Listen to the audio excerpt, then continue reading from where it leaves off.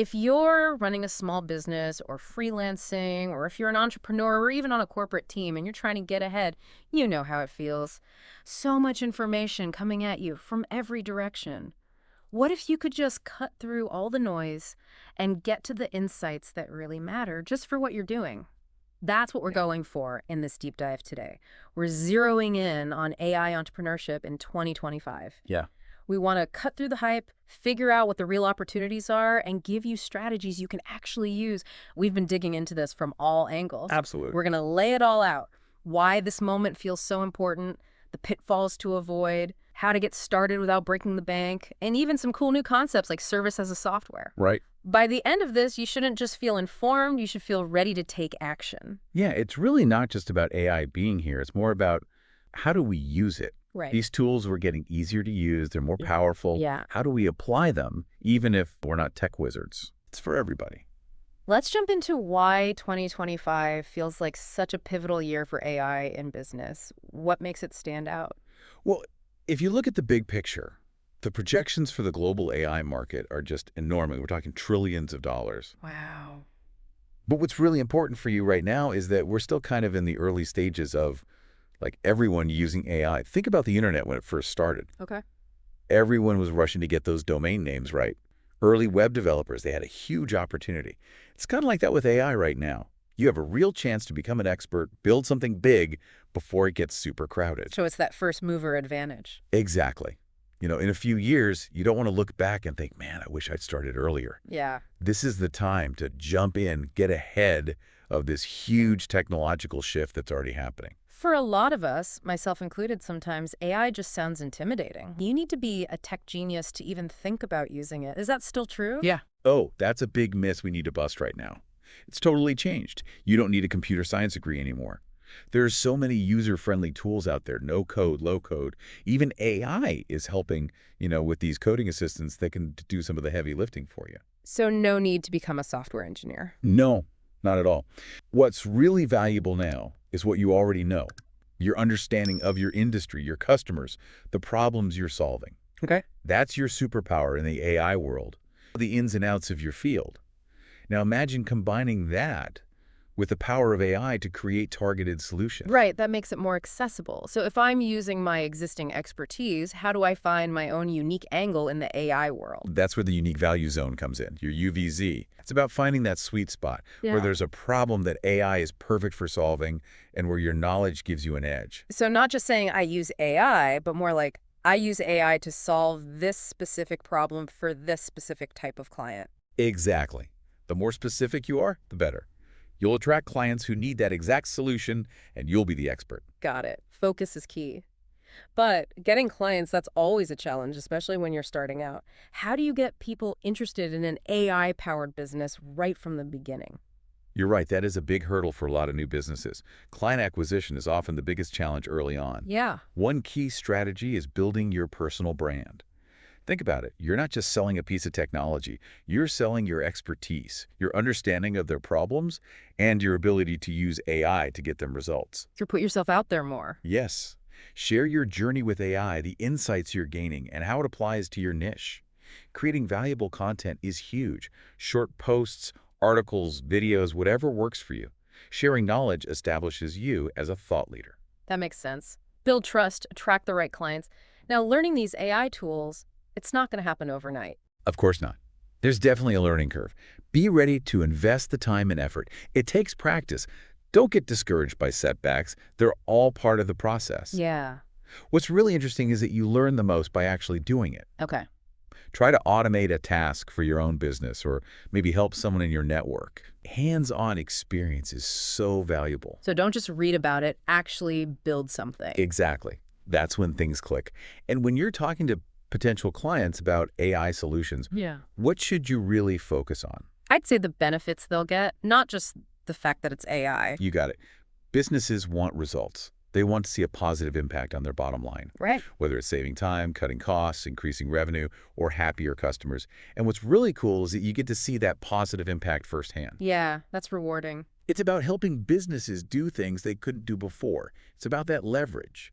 AI amplifies your capabilities. You can do more with less effort. Think about how you can scale your impact, serve more clients, create solutions that reach further. So, how to get started with these no-code AI tools? Are there platforms that are good for someone who's not a tech expert? Absolutely. If you're new to automation, a great place to start is with Make.com and Relevance AI. Okay. Make.com is great for automating those everyday tasks. You can connect different apps and make things happen automatically, all without writing code. It's pretty easy to learn. Sounds good. And Relevance AI is awesome for understanding and building AI agents. They've got a user-friendly framework that makes it way easier to get how these intelligent systems work. What about other options as I get more comfortable? As you learn, or if you already have some automation experience, you might want to check out NAN. It's a bit more technical, but it can be really cost-effective, especially for bigger projects. Plus, you can host it yourself. So, those are good starting points. Now, when I'm learning these tools, what are some practical strategies that work? A really effective way is to pick a task or two that would help your business or someone and try to automate them yourself. Start with templates you can find online, maybe on LinkedIn or in communities, then try to rebuild them from scratch. That's how you really understand how it works. And don't underestimate the power of online communities. You can ask questions, get support, and learn from other people's experiences. I see. Real world learning. What about building AI applications? I've heard about these AI coding assistants. Should I be using those? AI coding assistants like Cursor, Lovable, and Bolt, they are powerful tools for software development. But I wouldn't jump in right away unless you have a very specific project in mind and you understand the basics. It's usually better to focus on the problem you're trying to solve first. Okay, problem first, then the tools. What about prompt engineering? You mentioned that earlier. What is it exactly, and why is it such a big deal with AI? Prompt engineering is all about giving instructions to AI models, but in plain English. Oh, okay. You learn how to phrase your requests to get the best results from the AI. So it's important. Yeah, it's really important because how well your AI solutions work depends a lot on how well you write those prompts. There are specific techniques, even frameworks. It's not just asking a question like you would to a person. Interesting. Think of it like giving very detailed instructions to a super capable but kind of literal assistant. The more detailed and clear your instructions, the better your results. It's skill that uses your natural language abilities, but with a focus on being super precise. So it's more than just chatting with a chatbot. Exactly. If you're building real business solutions, you need those prompts to be precise and structured. That's how you get consistent results. There are lots of resources out there that can help you learn more about prompt engineering. Good to know. Now, going back to finding opportunities, you've talked a lot about focusing on a niche. How do I actually find those automation opportunities in my area of expertise? Start by thinking about the tasks you or other businesses in your niche do over and over again, the ones that take up a lot of time or are prone to errors. Gotcha. Those are prime targets for AI automation. Look for things that everyone hates doing or that slow things down. The goal is to use AI to save time, reduce costs, or improve accuracy. Then, you can use those no-code tools to build solutions that address those specific needs. Find the pain points and solve them with AI. Now, you mentioned service as a software, and that sounds really intriguing. What is that exactly? This is a cool trend that could really change things up. Imagine service as a software, as a fully automated system that takes care of a specific problem for a business without them having to do much at all. Okay. It's not just giving them software, it's giving them a complete service that runs automatically. So instead of giving a client software to manage their social media, you're giving them a system that actually manages it for them. Yes, it's like turning your expertise into a product. This model is super scalable. It could really shake things up because it offers a more efficient, often cheaper way for clients to get results. Think about what service you offer that could be mostly automated with AI and turned into a ready-to-go solution. That's a big shift. From tools to fully automated solutions. In your experience, what's the biggest mistake people make when they're launching an AI-focused business? The biggest trap is getting too excited about the AI technology and forgetting about basic business principles, like actually solving a real problem for a real audience. Right. Successful AI businesses aren't just selling the AI, they're selling solutions that work. They understand their clients' needs and deliver results. So it's not about the fanciest AI, it's about solving a real problem. Exactly. You need to think about how you'll tailor your solution for each client, how you'll get it out there, and how you'll keep improving based on feedback. Problem first, technology second, that's the mindset. I see. Now, what about starting with a limited budget? Let's say you're bootstrapping, maybe with around $1,000. What's the best way to use that money and time? If you're starting small, focus on a really specific niche. Use your expertise and offer those AI automation services we talked about using those no-code tools. Okay. Your main focus should be getting clients organically. Create valuable content that shows what you know, Hmm. build your network. Right. That $1,000, it'll probably go towards subscriptions for those no-code platforms as you start getting paying clients. Makes sense. Use your skills and low-cost tools to get going. What metrics should someone starting an AI business be tracking to measure success? Keeping track of the right metrics is super important. You need to know how your business is doing. Things like your client acquisition cost, how much it costs to get a new client, your customer lifetime value, especially if you have subscriptions, and your client retention rate, which tells you how happy your clients are. Okay. You also want to track the return on investment, the ROI, that your AI solutions are giving to your clients. Yeah. Internally, you should be looking at things like efficiency gains and cost reductions, both for your business and your clients. Yep. If you're an agency, the number of automations you've deployed is a good indicator. And if you have a software product, then track how much people are using it and how engaged they are. What's interesting is that compared to traditional tech startups, AI businesses often focus more on showing that tangible ROI for clients and staying specialized in a niche. Valuable metrics to track.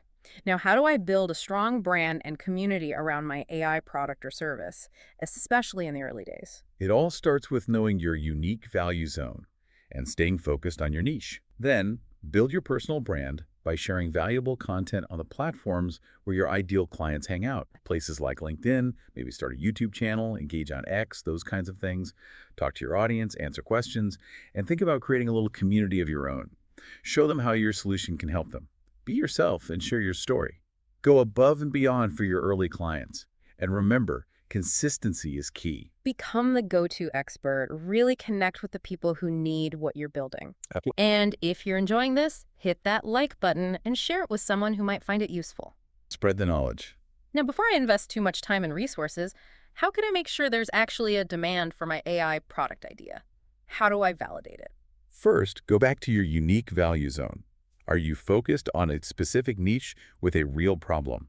Then, use those no-code tools and pre-trained AI models to build a simple version of your solution quickly.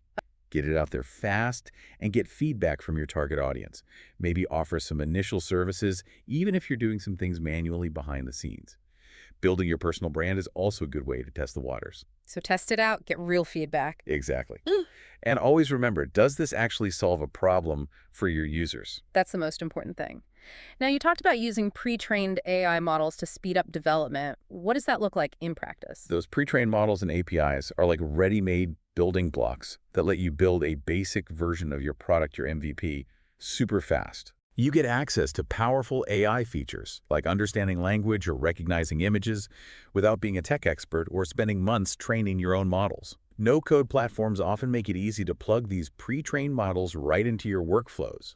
This lets you automate all sorts of tasks, build smart features for your product, and really focus on what you're good at and what makes your product unique. So I can use existing AI power without having to build it all myself. Exactly. Faster development, more experimentation. I like it. Let's recap those cost-effective platforms for beginners. What would you recommend for someone just starting out? For ease of use, Make.com for automating workflows and connecting different apps, and Relevance AI for building and understanding AI agents. Those are great starting points. As you get more experience, Anidon is a good option. It might be a bit cheaper for more complex stuff. And there are others out there, right? There's Zapier, Pipedream. Those are more for general automation. VoiceFlow and Flowise are good for building chatbots. There are a lot of options. Great. Now, a practical question for those just starting. How do you handle data when you're on a tight budget? If you don't have a lot of resources, focus on data that's easy to get and doesn't cost much. Public data sets, data from public APIs, web scraping, just be careful with the rules. Those are good options. Okay. Focus on data that's relevant to your niche. Use any data you already have, maybe from your users, and think about partnering with others who might have data you need. To manage it, start simple. Use cloud storage or tools like Airtable or even Google Sheets at the beginning. Starting simple. Quality over quantity, do some basic cleaning, and think about privacy and data security from the beginning, even if you're small. Good point. Now, a lot of non-technical founders want to know, can you really start an AI business in 2025 without a tech co-founder? Absolutely. You can do it, especially now in 2025. Those no-code AI tools have made it so much easier for non-technical people to build with AI. Learn the basics of platforms like Make.com and Relevance AI. That gives you the power to create, to test, and to launch. That's empowering. It is. Your expertise is your biggest asset. Of course, a tech co-founder can be helpful for really complex projects, but you don't need one to get started. That's great to hear. Last question. Should beginners aim for a broad AI platform or a specific niche solution? For beginners, definitely focus on a niche AI solution. Building a general AI platform is a whole other beast. It's way more complicated, you need a lot more resources, and you need to understand the market really well. Starting with a niche lets you use what you already know, use those simple no-code tools, start smaller, really get to know your target audience, and it gives you a much better chance of succeeding early on. So niche down, that's the way to go. As we wrap up, the big takeaway is that the power of AI in 2025 is all about combining your knowledge with these accessible AI tools to solve specific problems for a specific audience. Think about your own unique value zone in AI and start exploring platforms like Make.com and Relevance AI. What's one task in your business that you do over and over that you could maybe automate? That could be your starting point. If you found this deep dive helpful, hit that like button and share it with others who are also interested in AI. The opportunities are huge. And one last thought, what seems impossible in your industry right now that AI could help you solve in the next year?